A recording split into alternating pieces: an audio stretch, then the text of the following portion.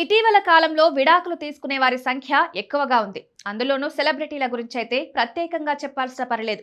ఇప్పుడు ఏ సెలబ్రిటీలు విడాకుల గురించి ప్రకటిస్తారో తెలియని పరిస్థితి.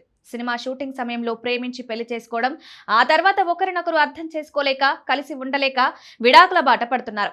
చాలా మంది సెలబ్రిటీల జీవితాలు ఇలాగే ఉన్నాయి. భాషతో సంబంధం లేకుండా సెలబ్రిటీలు చాలా మంది విడాకులు తీసుకుంటున్నారు. తాజాగా ఓ హీరోయిన్ విడాకులకు రెడీ అవుతున్నారని తెలుస్తోంది. ఆ హీరోయిన్ మరెవరూ కాదు, హన్సిక.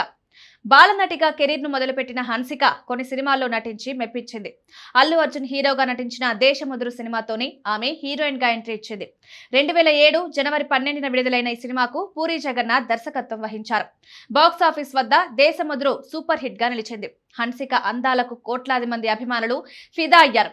ఒక్క సినిమాతోనే ఆమె స్టార్ హీరోయిన్ గా మారిపోయింది.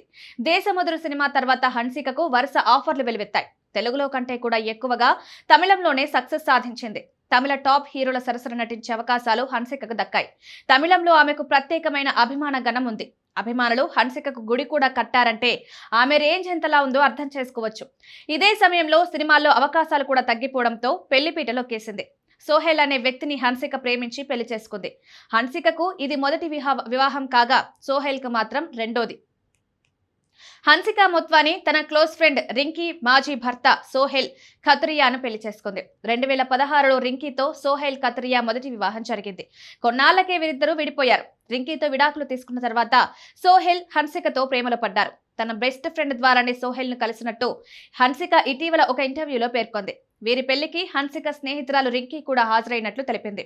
2022 డిసెంబర్ 4న జైపూర్లోని ముండోటా కోటా ప్యాలెస్ లో వీరి పెళ్లి ఘనంగా జరిగింది.